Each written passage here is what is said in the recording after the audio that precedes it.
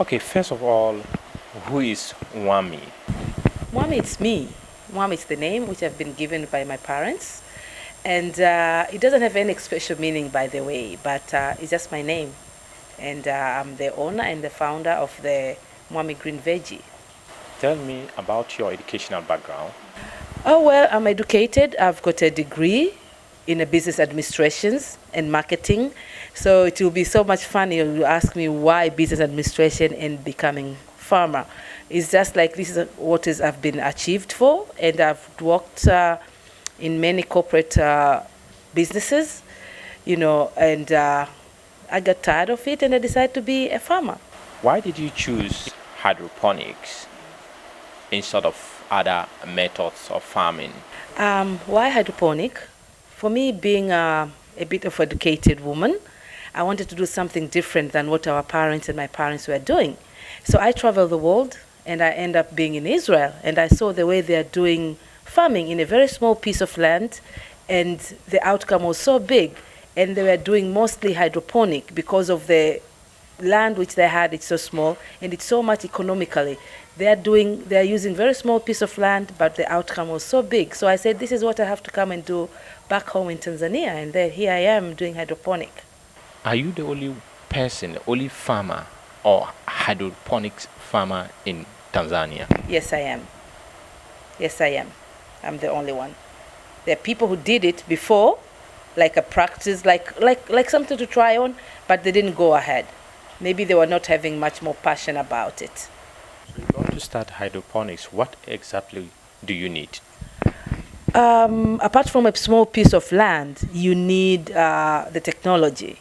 And the technology, you need the greenhouse, because everything has to be in the greenhouse. And the hydroponic which I'm doing is concerning using the pipes, not the floating. So you have to have the pipes, you have to have the greenhouse, you have to have the knowledge, the know-how. This is how you can start doing this kind of farming. People think that farming is a poor man's business. Do you agree with them? At first I used to, because the only people I saw them doing farming are old people. But now it's not. It's not. For me, I think I just have to tell my fellow Tanzanian, young people like me, when you do something when you are young, it's much more productive than when you're doing it when you are old. Because for me right now, I can run my market, I can run my farm, I can run everything. But once you are getting very much old, it's difficult for you. So farming, it's not for old people. Farming, it's for us.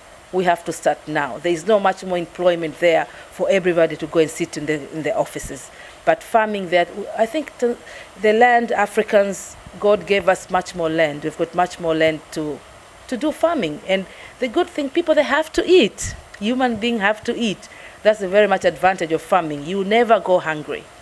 So farming is for us, not for the old people, not for the poor people, for us. Where do you want to be in the next 5 years?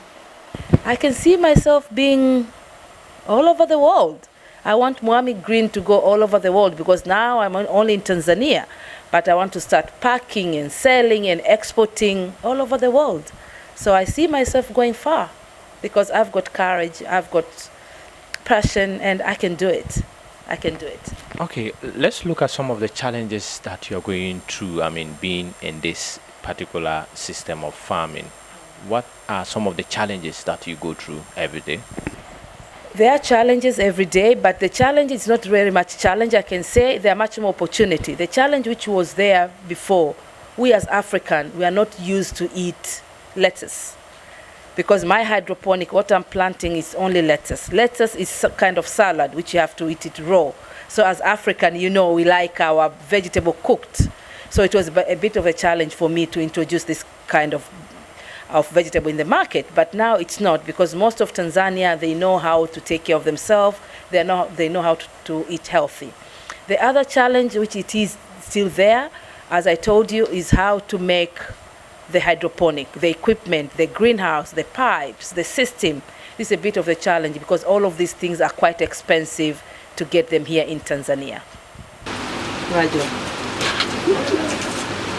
So this is the nursery basically, and the nursery Can I go there too? Or? Ali must keep it. The nursery to cheat on them so they can think like there's a sun and they grow. Okay, basically, how do I start? There's a nursery. That's where you're doing all the planting. All the planting starts in the nursery, and the plant stays in the nursery for 15 days. From the nursery, it goes to the primary. The primary stage, it's on the pipes, but the holes are a bit smaller than the ones on the secondary. On the primary, it stays there for 10 days, but this depends also with the weather. If it's too sunny, it stays there for 10 days. If it's not sun, like today, it's raining, so it can increase another 1 to 2 days. From the primary, it goes to the secondary stage. The secondary stage, as you could see, different from the primary, the holes are much bigger. And this is the last stage. It means the vegetable here, it's ready, the lettuce is ready to be sold. From here, it goes straight to the market. And my lettuce, if you could see them, they're soilless, like what I told you. You see, the roots are very much clean, and it's only the water. So if somebody buys... So basically, you don't need soil to... No soil. From the primary until the end, there's no soil. It's only water with nutrients which is passing on the pipes. About sustainability and economically, this kind of farming is really nice because the amount of piece of land I'm using, it's much more little than if I was doing the normal farming. And remember, there's no cultivation, no cutting trees, no spoiling the soil and the environment. This is kind of farming where is environmental free and environmental friendly because the space is so small. I'm not cutting any tree, I'm not cultivating any land, I'm not killing any kind of animal who's supposed to stay on the soil. So for this kind of farming, really we are saving a lot in what is happening right now in the world in terms of environmental. So I should put my voice, like if everybody can do this kind of farming instead of normal farming which we are doing, and save our world and save the environment, I think that is the thing I would say and I would emphasize to everybody doing.